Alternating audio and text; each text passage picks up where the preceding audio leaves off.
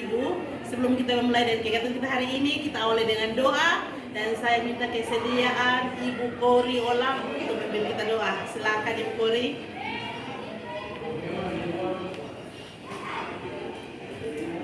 Baik Bapak Ibu sekalian, sebelum kita memulai kegiatan kita hari ini, izinkan saya berdoa menurut kepercayaan saya yaitu mari kita berdoa. Bapa kami di surga, terima kasih buat kebaikan-Mu. Engkau sudah menuntun kami semua kembali berkumpul di tempat ini dengan selamat. Kami akan memulai kegiatan kami hari ini yang dipimpin oleh Ibu Materi, Ibu Arit Lema Khalid. Kiranya Tuhan mari memberkati dari awal sampai akhir dengan baik. Terima kasih Tuhan Yesus kepada Bapa dan Bapa. Amin. Ya, terima kasih Ibu Kori. Baik Bapak Ibu, kita hadir di komunitas belajar kita bersama Kristen 2 Kalabahi bulan Mei hari ini. Dan materi kita adalah diseminasi disiplin positif bersama Kristen 2 Kalabahi. Assalamualaikum warahmatullahi wabarakatuh. Salam. Salve. Om Swastiastu. Nama budaya. Salam kebaikan. Selamat sore untuk kita semua. Ya, kita berikan semangat dulu. Kalau saya bilang selamat sore, teman-teman bilang sore ya. Selamat sore. Kurang semangat. Selamat sore. Ya, luar biasa. Tepuk tangan untuk kita semua. Baik, rekan-rekan, sebelum kita mulai dengan kegiatan kita hari petang ini, saya awali dengan sebuah pantun. Kalau ada guru bahasa Indonesia, kalau keliru berarti mohon dimaafkan. Sore-sore pijit wajah pakai masker. Asik. Biar bikin diri semakin glowing. Asik. Sore-sore belajar di lab semakin 2. Asik. Biar bikin ilmu semakin growing.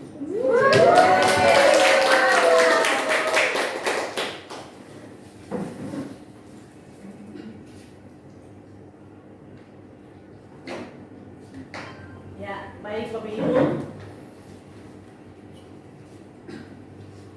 Guru bergerak, Indonesia maju.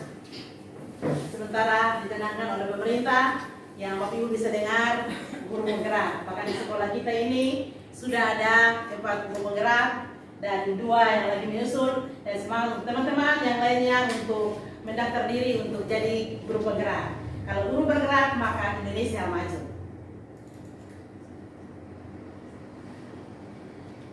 Materi kita adalah penerapan budaya positif di lingkungan sekolah sesuai dengan Bapak Pendidikan Nasional, yaitu Bapak Ki Hajar Dewantara.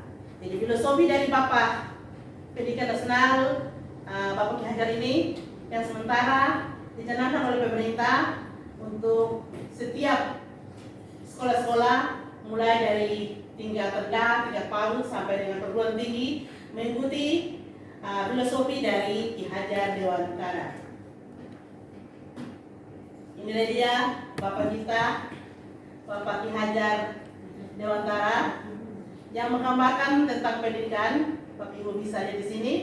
Bapak Ki Hajar mengibaratkan sekolah itu sebagai sebuah ladang tempat persemaian bibit dan guru sebagai petani yang mengusahakan ladang tersebut. Bapak Ibu, kalau siswa itu sebagai padi, terus petani pengusahanya.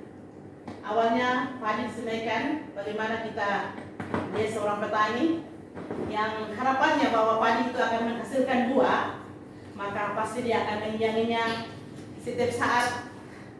Dia akan ke ladang pagi-pagi ke sana, dan jam istirahat beristirahat kembali lagi melihat bagaimana perkembangan dari padi-padi itu, apakah ada yang terjepit, apakah ada rumput-rumput liar yang sementara menghalanginya.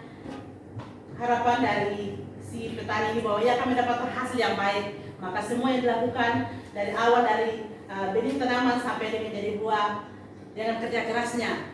Petani ini mengusahakan sampai padi yang dipanen ini dengan buah yang sangat banyak atau berkali lipat.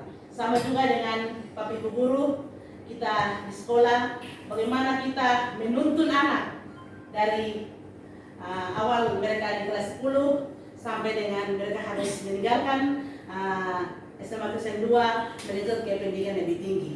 Kita menuntut mereka, kita merawat mereka, kita mengusahakan mereka mendidik sampai harapan kita bahwa mereka akan jadi generasi SMA Kristen 2 yang terbaik.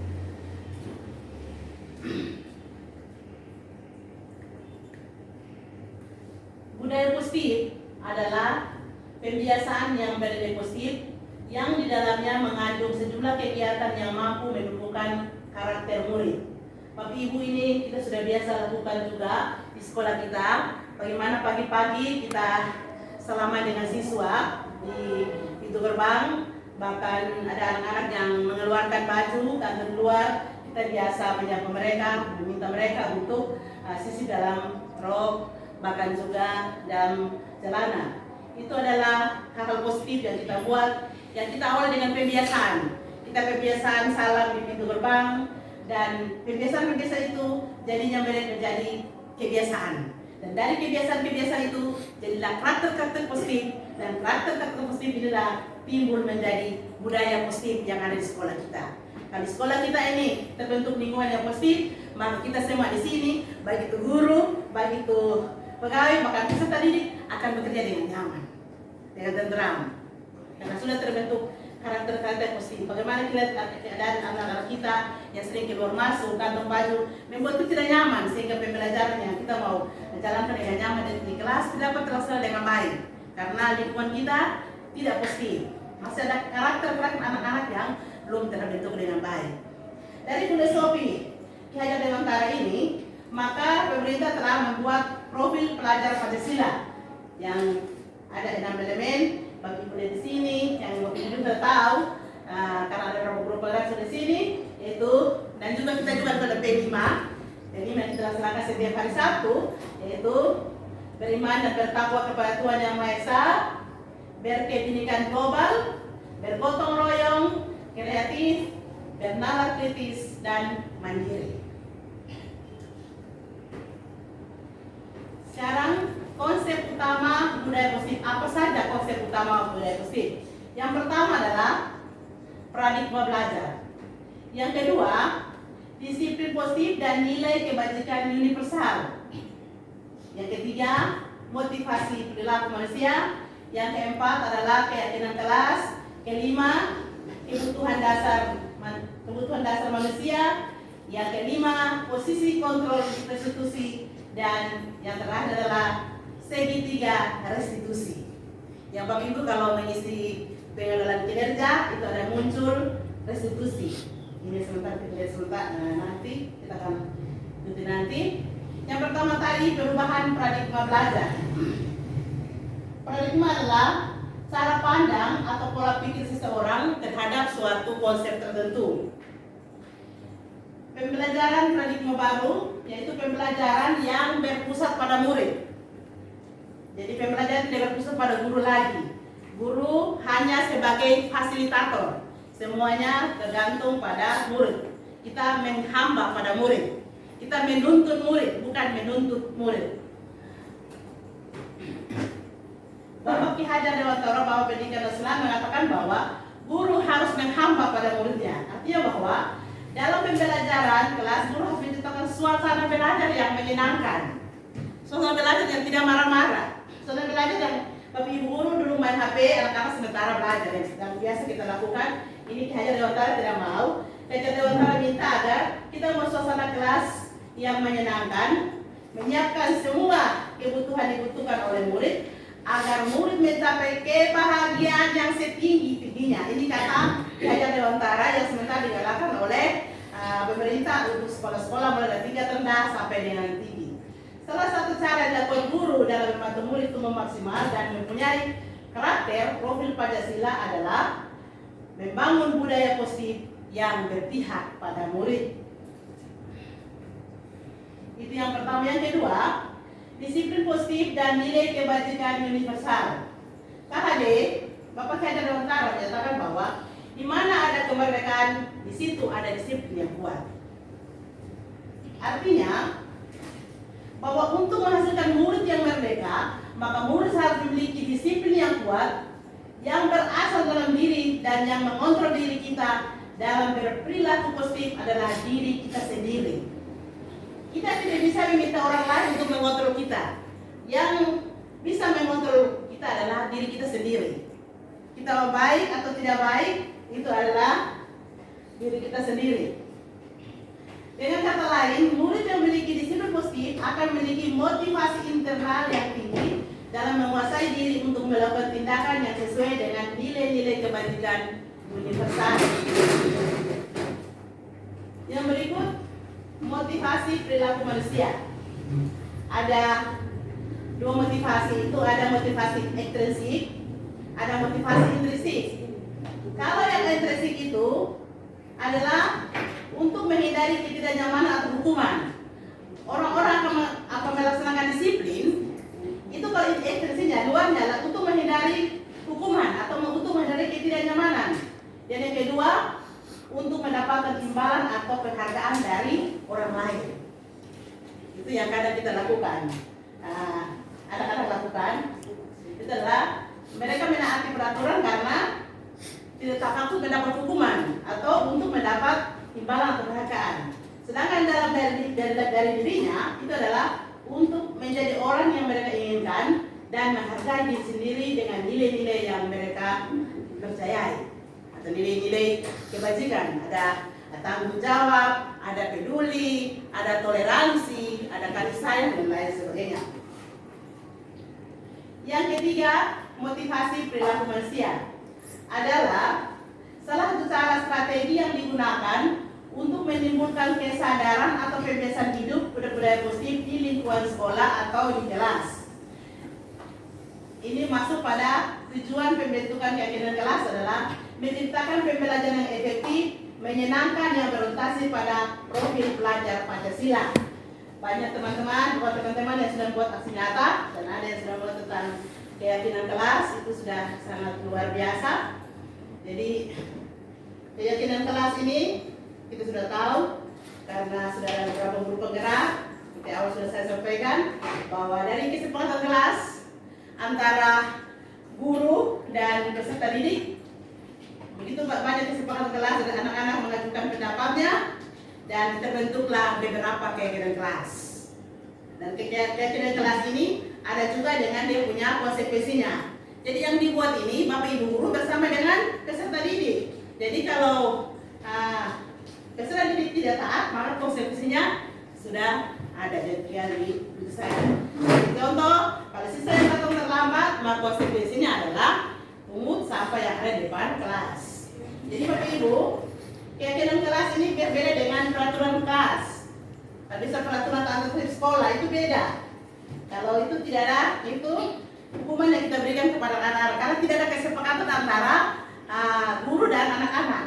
Sekolah sendiri yang buat tanpa melibatkan siswa. Kalau ini keyakinan kelas, itu ada kesepakatan dengan guru. Siswa juga peserta didik juga menyampaikan pendapatnya, baru terbentuklah keyakinan kelas. Dan dari keyakinan kelas ini nanti di bawah jadi dikumpulkan dan jadi keyakinan sekolah. Yang berikut,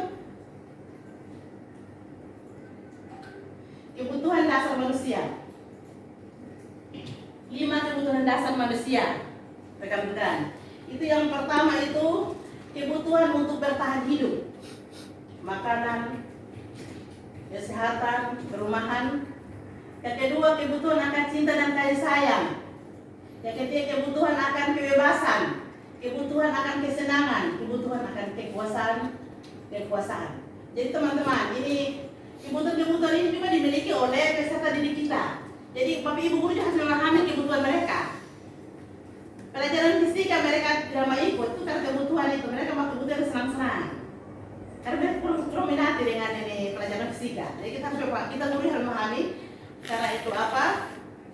Kebutuhan kebebasan, kebutuhan ada cinta kasih. Kita marah-marah mereka tidak suka karena mereka mau ada cinta kasih. kita marah terus, jadi mereka rasa ada kehilangan kasih sayang seperti ini. Ini kebutuhan dasar semua manusia memiliki ini, termasuk murid-murid kita. Kalau kita yang sudah sebagai guru, kita bisa atas, tapi siswa yang ada di sekolah kita, ini mereka sangat butuh. Mereka butuh makanan, mereka butuh kesehatan, butuh rumah, kebutuhan akan cinta, kasih sayang. Kebutuhan untuk memberi dan menerima kasih sayang, merasa menjadi bagian dari suatu kelompok. Kadang-kadang kelas, kita lebih utamakan anak-anak yang kita anggap mampu, sehingga teman-teman yang dari pedalaman, anak-anak dari pedalaman seperti kita tidak ambil hanya itu saja mati, itu saja mati. Padahal kita harus merata untuk semua yang ada di kelas itu mendapat bagian dalam pembelajaran. Yang berikut, posisi kontrol, restitusi. Itu ada 5 posisi kontrol, Bapak Ibu. Yang pertama itu adalah penghukum. Yang kedua itu adalah pembuat merasa bersalah. Yang ketiga itu adalah teman. Yang keempat itu adalah pemantau. Yang kelima adalah manajer. Bapak Ibu, kita bisa lihat di sini posisi kita di bagian mana. Kalau penghukum ini adalah guru berada pada posisi kontrol atau hukuman. Siswa dan terlambat dosa. Kamu saja yang hari terlambat terus seperti itu dari penghukum sini. Tidak ada orang lain terlambat, hanya kamu saja. Itu juga hukum. Atau misalnya tidak pakai baju seragam, olahraga bisa pulang, termasuk dalam penghukum. Karena kita belum buat, kalau dalam keyakinan sekolah sudah ada bahwa jika tidak menggunakan pakaian seragam, hanya menggunakan olahraga boleh pulang. Kalau keyakinan kelas seperti itu boleh. Tapi kalau disuruh pulang, itu berarti itu masuk dalam penghukum. Yang kedua itu pembuat merasa bersalah. Ibu kecewa sekali dengan kalian. Ini yang ranking 1 seperti ini. Jadi merasa bersalah sekali. Ini kemarin matematika udah tinggi tapi seperti begini. Itu merasa dia bersalah. Yang ketiga adalah teman. Ini posisinya tidak akan menyakiti murid, tapi ada negatifnya. Karena kita menganggap kita punya peserta didik sebagai teman kita, jadi apa yang kita kelas kita dia pasti ikut. Tapi pada saat kita sibuk atau apa yang dibuat maunya dia tidak sesuai dengan yang kita guru punya mau, dia rasa sudah kecewa dengan guru. Dia sudah tidak suka lagi dengan guru karena yang dia maksud begini, tapi guru maunya begitu. Dia sudah kecewa lagi dengan guru. Jadi fungsi teman ini negatifnya juga ada. Positifnya itu dia mengikuti apa yang kita buat, tapi pada saat ketiga dia tidak akan menjadi teman lain karena apa yang dia inginkan tidak dipenuhi oleh guru tersebut. Itu yang ketiga. Yang keempat, pemantau. Pemantau ini sama dengan mengawasi. Ini dia sangat bergantung pada keyakinan kelas dan konsekuensi. Jadi kalau bilang misalnya siswa datang terlambat harus pungut kotoran di depan pintu, maka dia minta harus. Karena harus laksanakan itu. Jadi ini berdasarkan data yang ada bahwa jika siswa terlambat maka harus pilih kotoran di depan kelas. Itu untuk pemantau atau sebagai pengawas. Sedangkan yang berikut adalah manajer. Pada posisi ini guru memberikan kesempatan kepada murid untuk menemukan solusi dari permasalahannya sendiri. Jadi misalnya dia terlambat, Bapak Ibu tinggal tanya dia apa yang dia terlambat, di perasaan dia bagaimana. Perasaan dia melihat teman-teman yang tidak terlambat, perasaan dia bagaimana. Terus kalau misalnya dia terlambat, apa yang akan dia dapatkan seperti itu. Jadi dia meminta siswa dan siswa sampai menemukan apa yang harus siswa buat supaya tidak datang terlambat lagi. Itu adalah fungsi manajer Bapak Ibu. Jadi kalau kita lihat ini dari 5 ini, kita di 1, 2, 3, 4 dan kalau boleh kita lihat di 5. Di 5 sini.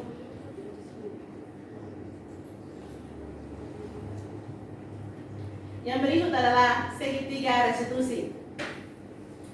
Segitiga restitusi adalah proses menciptakan kondisi bagi murid untuk memperbaiki kesalahan mereka sehingga mereka bisa kembali pada kelompok mereka dengan karakter yang lebih kuat. Untuk tahapan segitiga restitusi ada 3. Itu ada step pertama, menstabilkan identitas. Yang kedua, validasi tindakan yang salah. Yang ketiga, menanyakan keyakinan. Ini untuk Bapak Ibu guru bergerak, ini tidak asing lagi, ini sudah barang biasa dan sudah diterapkan pada anak-anak. Jadi untuk 3 tahapan restitusi yaitu stabilitas, validasi tindakan dan menanyakan keyakinan ini, jika ada siswa yang bermasalah, siswa yang terlambat misalnya, itu pertama tuh kita kasih dia tenang dulu, stabilitas dia tenang dulu. Kita sampaikan bahwa orang lain juga biasa terlambat, atau guru juga pernah terlambat. Kita sampaikan pada dia begitu, bahwa ternyata bahwa orang lain tidak terlambat, sampai guru juga pernah terlambat seperti itu. Terus validasi tindakan yang salah.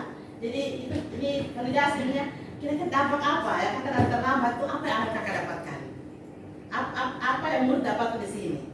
Kalau kakak main HP terus main game terus apa yang akan didapatkan dari main game ini?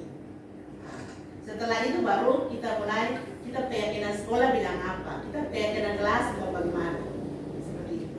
Jadi kasih dia aman dulu, terus kita mulai tanya dia dampaknya itu seperti apa, itu baru kita masuk di keyakinan kelas kita seperti apa, keyakinan sekolah kita seperti apa. Seperti itu Bapak Ibu. Ini masih seperti 3 tahapan itu. Yang pertama itu tadi, menjadi identitas, guru akan mengubah identitas anak dari orang yang gagal menjadi orang yang sukses. Yang kedua, validasi tindakan yang salah. Pada tahapan ini guru mencari tahu asal mengapa murid melakukan hal tersebut. Dampak apa tujuan apa yang akan kakak dapatkan dari melakukan ini. Terus yang terakhir itu adalah menanyakan keyakinan pada tahap ini. Guru menghubungkan keyakinan anak dengan keyakinan kelas, menanyakan tentang keyakinan kelas yang telah dibuat bersama Bapak Ibu guru. Jadi yang di pengelolaan kinerja itu restitusi, ada banyak restitusi dipulangkan lagi. Terima kasih. Halo. Ya, kita berikan tepuk tangan.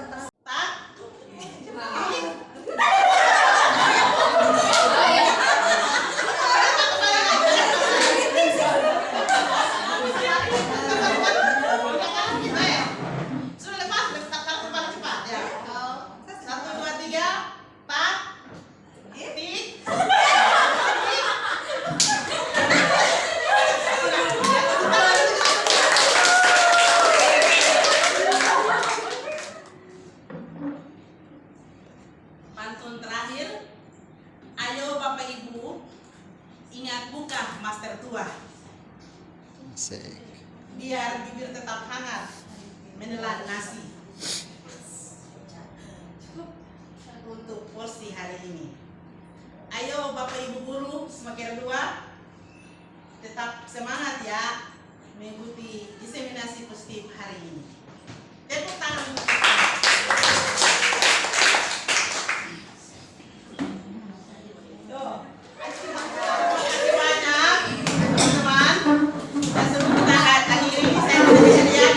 Untuk doa pagi.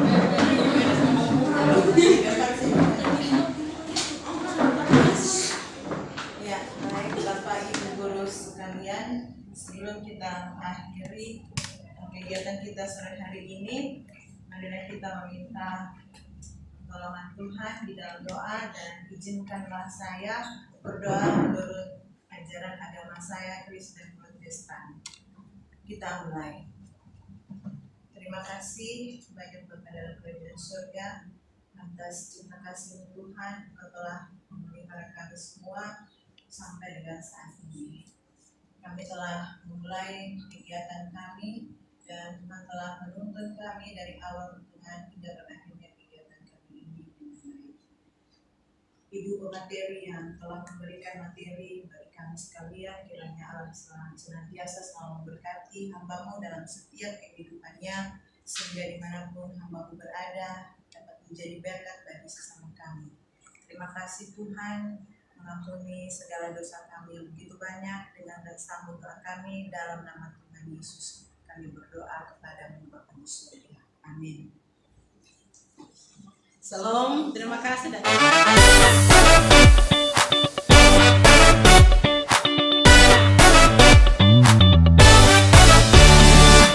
siang anak-anak. Hari ini sebelum kita mulai dari kegiatan pembelajaran kita awali dengan kesepakatan kelas. Nanti kesepakatan kelas ini kita akan bawa ke kesepakatan sekolah kita.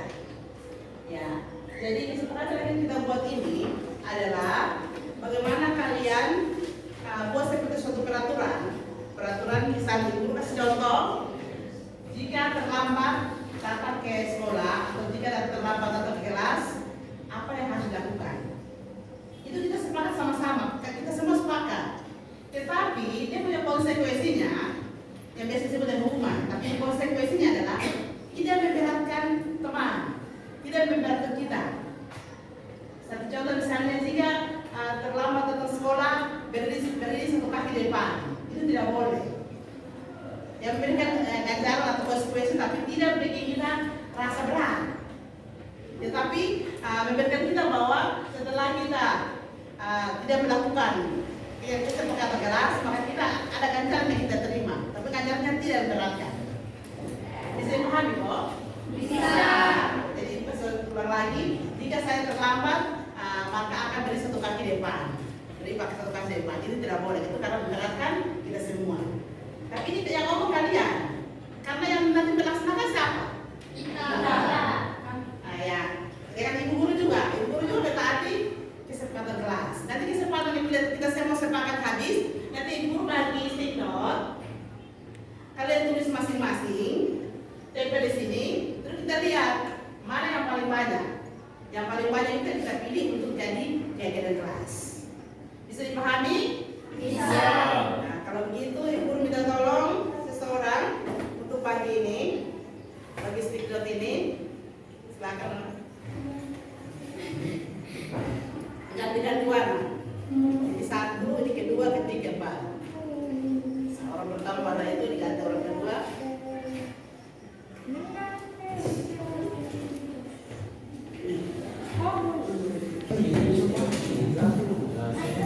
Yang sudah dapat dan sudah selesai, semuanya bisa tempel di papan yang telah disediakan.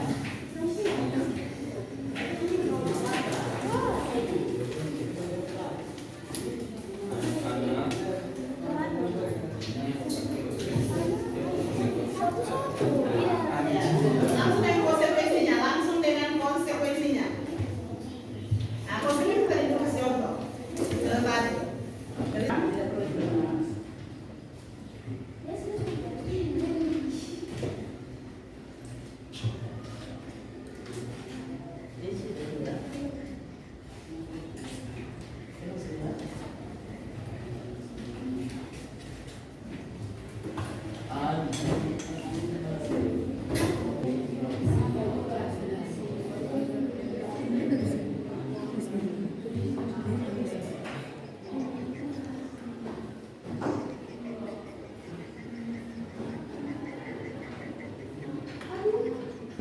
Baik anak-anak, kesepakatan yang telah kalian tulis di stick note, silakan kalian tempel di papan yang sudah disiapkan.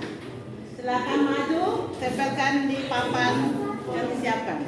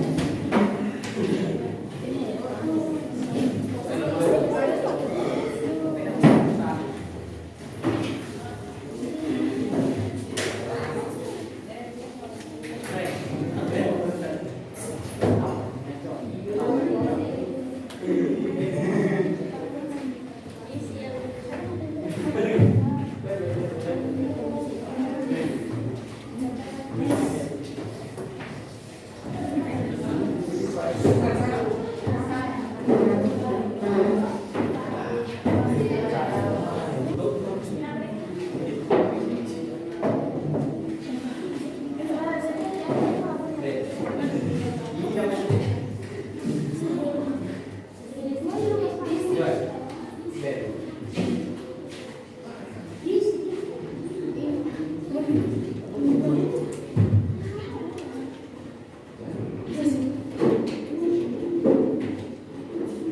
tolong Katie dengan Eluama, silakan ke depan membacakan hasil kerja kalian semua yang sama di satu tempat.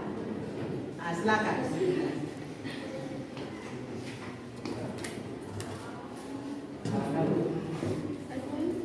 Dibacakan untuk teman-teman, bacakan untuk teman-teman dulu, dibacakan.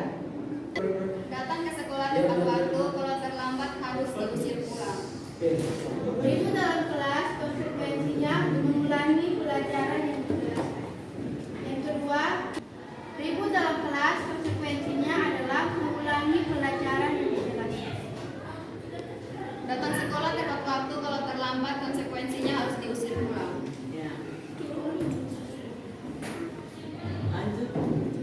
Bermain HP saat belajar konsekuensinya menjelaskan kembali materi yang disampaikan oleh guru. Saya ingin semua murid datang tepat waktu dan tidak bolos. Jika ada yang bolos harus dikenakan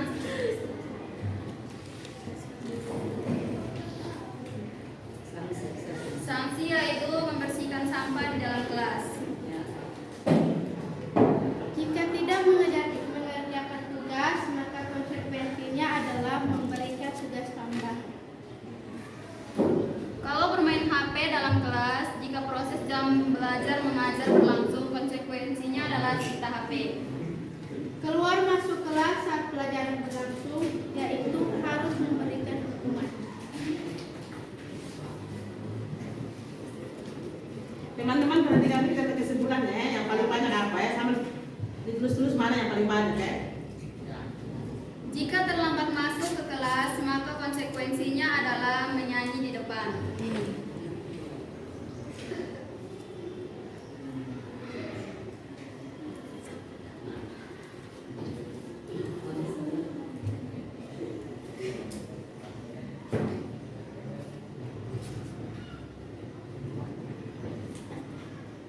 Kalau saya masuk kelas tidak tepat waktu dan terlambat 10 menit, maka konsekuensinya yaitu diberikan tugas tambahan untuk dikerjakan dan dikumpulkan. Kalau saya tidak bekerja, maka saya akan merangkum semua tugas yang diberikan di buku mata pelajaran. Terima kasih anak-anak karena sudah membuat kesepakatan kelas kalian kelas 2. Kesepakatan kelas ini telah teman berdua sudah berpindah lagi menjadi keyakinan kelas.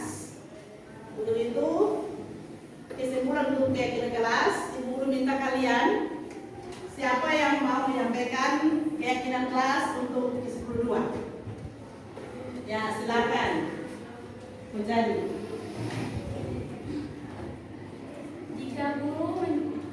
Jika guru sementara menjelaskan materi dan salah satu murid sedang ribut, maka ia akan menjelaskan ulang materi tersebut. Ya, dibacakan ulang lagi dan termasuk nanti dibacakan ulang. Jika guru sementara menjelaskan materi dan salah satu murid ribut,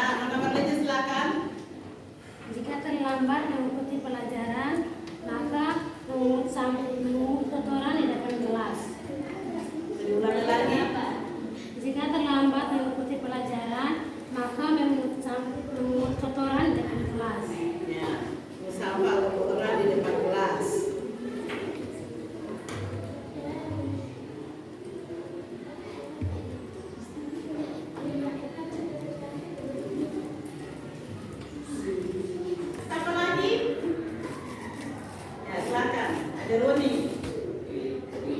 Jika kegiatan pembelajaran tidak berlangsung sesuai dengan kedua tidak satu kali, maka diberi peringatan dari ketua kelas. Ya, dibacakan ulang lagi. Jika kegiatan pembelajaran tidak berlangsung sesuai yang dijaringan kedua lebih dari satu kali, maka diberi peringatan dari ketua kelas. Ya, jika kegiatan pembelajaran tidak berlangsung siswa yang izin lebih dari satu kali diberi peringatan oleh ketua kelas. Seperti ketua kelas juga mengambil fungsi yang baik. Ketua kelas tidak boleh absen, selalu hadir karena harus memberikan peringatan kepada teman-teman. Ada yang lain lagi? Sudah tidak ada? Kalau begitu, kita tepuk tangan untuk kita semua.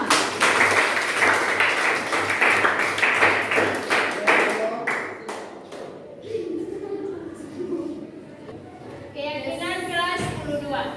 Keyakinan kelas 12. 1. Jika guru sementara menjelaskan materi Jika guru sementara menjelaskan materi dan salah satu peserta didik ribut, dan salah satu peserta didik ribut, maka ia menjelaskan ulang materi tersebut. maka ia menjelaskan ulang materi tersebut. 2. Berpakaian tidak sesuai hari, Berpakaian tidak sesuai hari, maka akan menyampaikan kepada teman-teman maka akan menyampaikan kepada teman-teman untuk tidak melakukan hal yang sama. untuk tidak melakukan hal yang sama. 3. Jika menggunakan HP tanpa seizin guru, Jika menggunakan HP tanpa seizin guru, maka HP-nya diletakkan di depan di meja guru. maka HP-nya diletakkan di meja guru. 4. Jika terlambat mengikuti, Jika terlambat mengikuti kegiatan pembelajaran, maka memungut sampah atau kotoran depan kelas. maka memungut sampah atau kotoran di depan kelas. 5. Jika kegiatan pembelajaran sedang berlangsung, Jika kegiatan pembelajaran sedang berlangsung, peserta didik yang izin lebih dari satu kali, peserta didik yang izin lebih dari satu kali, maka akan diberi peringatan maka akan diberi peringatan oleh ketua kelas. oleh ketua kelas. Terima kasih. Ya, tepuk tangan. Kita sudah buat kesepakatan kelas dan terbentuklah 5 keyakinan kelas. Dan konsekuensinya kalian sendiri yang buat. Jadi kalian buat seperti ini, melanggar seperti ini, maka harus kamu terima konsekuensinya. Supaya jangan dapat konsekuensi, jangan pilih kotoran, jangan HP-nya ditaruh di meja, jangan diberi peringatan kalau kita masuk kelas. Maka melaksanakan atau mentaati kesepakatan kelas, keyakinan kelas yang sudah kita buat. Di sini pahami? Bisa. Semangat, tepuk tangan untuk kita semua.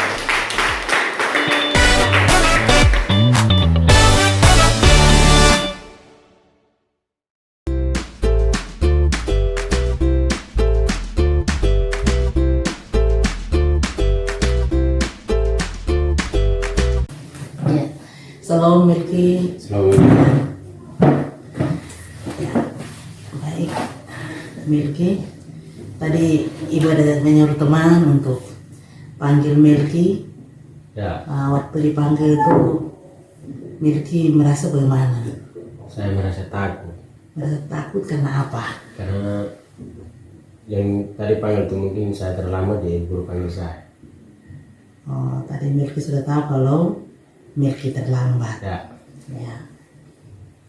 Begini, memang Milky, dulu ibu guru juga sering terlambat. Ya, Guru waktu di SMA, sekarang Milky kelas berapa? kelas 2. Kelas 2. Dulu guru masih kelas 1 itu sering terlambat. Tapi ya di ibu guru merasa bahwa terlambat itu membuat ibu guru tidak bisa menerima pelajaran dengan baik. Jadi ibu guru juga tidak terlambat lagi dan sudah ada seperti ini. Sekarang sudah jadi guru. Ya, jadi Milky waktu Milky datang di pintu gerbang, Milky lihat sudah tidak ada teman-temannya. Lah tadi Milky ada teman-teman tidak? Tidak ada. Ya. Itu bagaimana perasaan Milky? Perasaan malu. Perasaan malu. Malu dengan teman-teman. Malu dengan teman-teman. Kalau begitu, supaya jangan merasa malu, apa yang Milky harus buat? Datang tepat waktu. Harus datang tepat waktu. Ya, Kalau memang harus datang tepat waktu, apa yang harus Milky buat di rumah supaya datang tepat waktu? bangun lebih awal lagi. Bangun lebih awal lagi. Milky tahu kalau kegiatan berbelajar di sekolah itu jam berapa? Jam 7.15. Jam 7.15. Kalau begitu Milky harus datang jam berapa? Jam sekitar jam 6.30 atau 7 pas. Ya. Milky tinggalnya di mana? Di Kadelang. Di Kadelang. Jarak Kadelang ke sekolah membutuhkan waktu berapa menit? 15 menit saya. 15 menit. Milky menggunakan apa? Biasa tunggu auto kalau tidak kakak dong antar. Dari rumah. Kalau kakak dong tidak antar, kalau kakak di rumah antar, kalau sekarang tidak antar, dan waktu menumpang bemo, bagaimana? Menumpang bemonya lama, menunggu di bemo atau tidak lama? Tidak lama, tapi tergantung dari auto putaran. Iya, tergantung auto putaran. Begitu bagaimana kalau misalnya kakak tidak antar, kakak di rumah tidak antar, apa yang harus Milky buat untuk menunggu kendaraan di jalan raya, menunggu bemo di jalan raya? Bangun lebih awal dan siap agar bisa turun tunggu auto dan datang sekolah dari tepat waktu. Ya, sekolah tepat waktu. Sambil Milky mempertimbangkan apa? Mempertimbangkan seperti tadi ucapan tuh. Bemo kan tidak tiap hari Ya, ada terus toh. Nah, itu Milky sudah pertimbangkan toh. ya. Ya, seperti itu. Berarti luar biasa Milky. Terus kalau Milky datang terlambat itu bagaimana dengan pembelajaran di kelas? Akan terlambat dan dapat pembelajaran. Oh, tidak menguasai materi pelajaran maksudnya gitu. Nah, jadi kalau misalnya Milky sudah tidak menguasai materi pelajaran, kalau misalnya ada ulangan Milky bisa jawab tidak? Tidak. Nah, tidak toh. Maka apa yang harus Milky buat? Datang lebih tepat waktu lagi. Harus datang lebih tepat waktu lagi. Nah, kalau di rumah itu biasanya Milky bangun sendiri atau dibangunkan orang tua? Biasa dibangun sendiri biasa orang tua kali bangun. Ya, kalau kita sebagai anak-anak kita menghormati orang tua, kita tidak perlu lagi memberatkan orang tua. Ya. Maka cara apa yang kira-kira Milky ambil supaya Milky yang bangun sendiri? Tidur lebih awal dan agar bisa bangun lebih awal lagi. Mungkin ada alternatif lain lagi, tidur lebih awal. Pas begitu tidur lebih awal, belum bisa bangun. Apa yang Milky buat supaya bisa pas Milky sadar kalau itu sudah harus ke sekolah? Kalau bisa pasang alarm. Pasang alarm luar biasa. Jadi Pak Milky pasang alarm supaya bisa bangun pagi itu luar biasa. Ya, seperti itu. Ya, baru-baru keyakinan kelas atau keyakinan sekolah sudah katakan bahwa baik Milky. Jadi apakah Milky tahu keyakinan sekolah kita atau kesepakatan sekolah kita? Ya, memungut sampah di lingkungan sekolah. Nah, memungut sampah di lingkungan sekolah itu pada saat Milky buat apa? Datang terlambat. Nah, Milky datang terlambat. Jadi supaya Milky jangan kira-kira waktu mengangkat sampah di lingkungan itu sendiri tanpa ada teman-teman yang lain, apa perasaan Milky? Perasaan malu. Perasaan malu. Supaya Milky jangan malu, bagaimana? Apa harus Milky buat? Harus datang tepat waktu. Dan terlihat datang tepat waktu supaya tidak memilih kotoran memang mudah, tapi malu karena dilihat oleh teman-teman bahkan guru. Ya. Apakah ini keyakinan kelas sekolah, keyakinan kelas ini Milky akan lakukan terus? Tidak. Banyak Milky akan taati ini konsekuensi untuk memungut kotoran pada saat Milky terlambat dilakukan. Ya. Kalau terlambat, tapi Milky tidak mau terlambat lagi. Ya. Ya, jadi Milky sudah berjanji bahwa tidak akan Terlambat. dan ini apakah Milky bisa sampaikan juga kepada teman-teman di kelas yang kalau Milky lihat terlambat, Milky bisa sampaikan kepada mereka? Ya, bisa. Siap untuk sampaikan? Siap. Terima kasih banyak Milky.